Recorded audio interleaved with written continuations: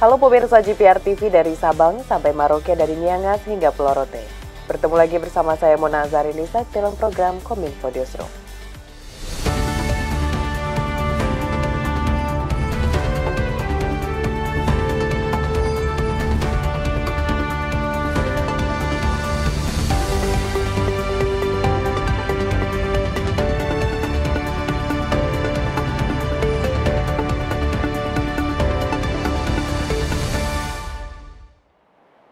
Pemirsa, kita ke informasi pertama. Presiden Joko Widodo menerima kunjungan Perdana Menteri Papua Nugini James Marape di Istana Bogor, Jawa Barat. Kunjungan Perdana Menteri Papua Nugini kali ini dalam rangka menjalin kerjasama bilateral mulai dari sektor pertahanan, perdagangan, pendidikan, hingga kesehatan.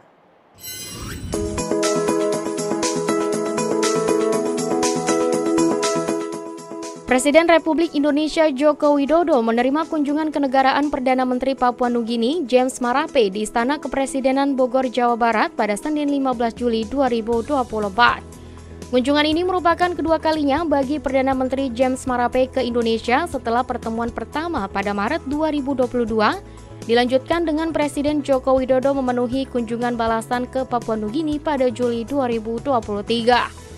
Dalam pertemuan tersebut, Presiden Jokowi menyampaikan penghargaannya atas dukungan Papua Nugini terhadap kedaulatan dan integritas Indonesia. Presiden Jokowi menyambut baik bergeliatnya kembali aktivitas perekonomian di perbatasan Indonesia-Papua Nugini seiring dibukanya perbatasan Skou-Wutung. Presiden juga menyatakan komitmen kedua negara memperkuat keamanan, keberlanjutan perdagangan, serta pembaharuan perjanjian kerjasama kesehatan dan pendidikan. Kerjasama ini dimulai hari ini dan listrik sudah menyala di Wutung pada hari ini. Selain itu, Indonesia juga telah berkomitmen untuk mendukung pembangunan PNG dan negara Pasifik lainnya, di mana berbagai program hibah telah dilakukan dan masih terus berjalan, seperti renovasi rumah sakit di Port Moresby, pembangunan fasilitas publik di West Sepik, dan yang kedua, terkait kerjasama kawasan Pasifik, PNG sebagai tetangga dekat dan mitra strategis Indonesia, Indonesia mengapresiasi dan terus mengharapkan dukungan PNG dalam meningkatkan kerjasama dengan Pasifik termasuk MSG dan PIF. Dan pemirsa, Presiden Joko Widodo menyatakan Indonesia telah resmi melakukan ekspor energi listrik ke Papua Nugini. Sementara itu, mulai hari ini listrik yang diekspor ke Wutung sudah dapat diterima oleh masyarakat setempat.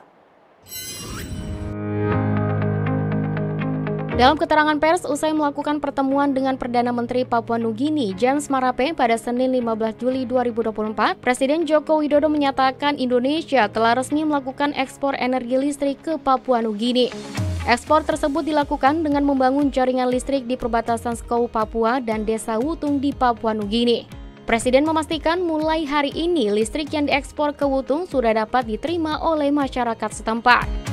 Terkait pembangunan jaringan listrik oleh PLN di perbatasan Skou Wutung, dapat saya sampaikan bahwa kerjasama ini dimulai hari ini dan listrik sudah menyala di Wutung pada hari ini. Sebelumnya, rencana ekspor listrik ke Papua Nugini tersebut merupakan bagian dari kesepakatan dalam kunjungan kerja Presiden Joko Widodo ke Papua Nugini pada tahun 2023. Saat itu disepakati PLN akan bekerja sama dengan PGN Power untuk memasok kebutuhan listrik di Desa Wutung dan Skou, yang mana dua daerah ini merupakan daerah perbatasan antara Indonesia dan Papua Nugini. Daya listrik yang dialirkan di Skou mencapai 6 MW, sementara itu kebutuhannya hanya 1 MW. Maka dari itu, sisa daya yang berlebih tersebut yang dialirkan ke Papua Nugini. Kita ke informasi lainnya, pemirsa. Penyelenggaraan ibadah haji 2024 telah sukses diselenggarakan dengan total kuota jemaah pada tahun ini mencapai 241.000 orang. Dirjen Penyelenggaraan Haji dan Umroh Kementerian Agama Hilman Latif mengungkapkan pihaknya akan terus memperkuat informasi agar memberikan layanan terbaik bagi para jemaah.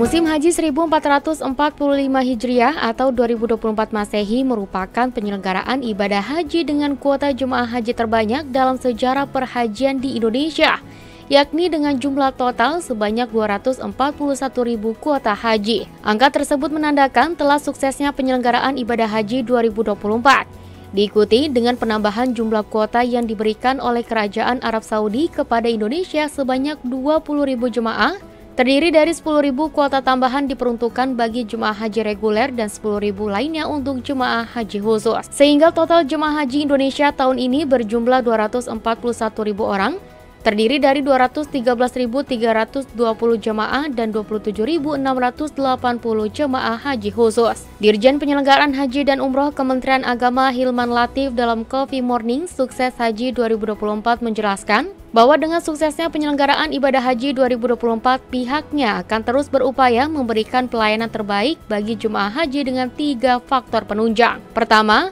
penerapan syariat istihaah sebelum pelunasan haji. Kedua, pengadaan fast track atau Mekah Road di 3 embarkasi dengan jumlah jemaah haji terbesar, yaitu embarkasi Jakarta, embarkasi Solo, dan embarkasi Surabaya.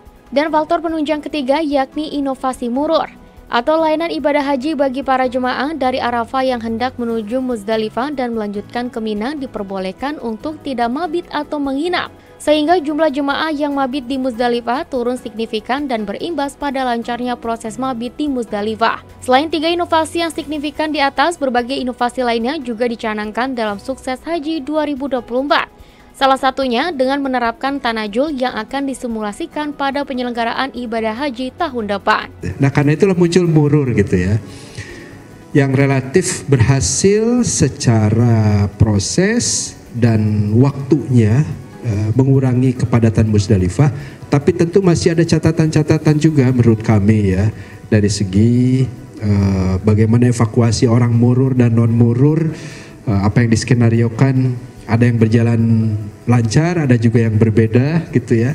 Nah, ini kami punya catatan juga untuk itu. Tapi insya Allah ini bisa kita teruskan ke depan dengan konsep yang lebih matang.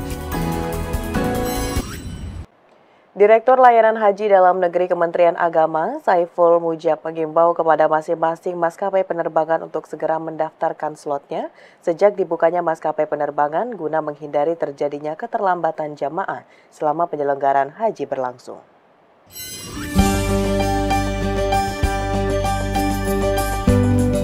Kementerian Agama memastikan pengurusan slot time penerbangan jemaah haji menjadi kewajiban maskapai. Ketentuan ini berespon terjadinya pengalihan slot time penerbangan untuk 46 kelompok terbang jemaah Indonesia gelombang 1 pemulangan. Sebanyak lebih kurang 18.000 jemaah yang berangkat pada gelombang pertama semestinya pulang melalui Jeddah. Namun karena maskapai gagal mendapatkan slot time di Bandara Jeddah, jemaah harus pulang melalui Madinah. Terkait dengan hal itu, Direktur Layanan Haji Dalam Negeri Kementerian Agama Saiful Mujab dalam Coffee Morning Sukses Haji 2024 yang digelar di Hotel Arya Duta Jakarta pada Senin 15 Juli menegaskan bahwa Kemenak tidak memiliki wewenang untuk mengajukan slot time penerbangan karena proses tata kelolanya dilakukan oleh masing-masing maskapai dengan otoritas penerbangan di Arab Saudi. Untuk itu, Kementerian Agama pun mengimbau kepada masing-masing maskapai agar segera mendaftarkan slotnya sejak dibukanya maskapai penerbangan guna menghindari terjadinya keterlambatan jemaah selama penyelenggaraan haji berlangsung. Kementerian Agama sudah mendorong sejak dibukanya terkait dengan maskapai untuk pengangkutan ini, kita sudah mengajukan slot. Ya, mengajukan slot agar segera, karena slot ini kan tentunya akan berhimpitan dengan negara-negara lain. Nah, sementara kita punya slot yang harus banyak. Tahun ini kan 553 slot penerbangan. Akhirnya ternyata sampai akhir gelombang kedua pun Garuda harus menerbangkan kepulangan yang harusnya dari Jeddah tapi dari Madinah, dan kemarin sudah selesai. Dan masih ada beberapa catatan tentunya terkait dengan penerbangan. Jadi prinsipnya bahwa slot penerbangan bukan kewajiban Kemenak, tapi itu menjadi ranah mutlak ya kan kepada maskapai yang terus berkoordinasi dengan Garuda. Pemirsa, usai jeda pariwara, kami akan kembali dengan informasi lainnya. Tetaplah bersama Kominfo Newsroom.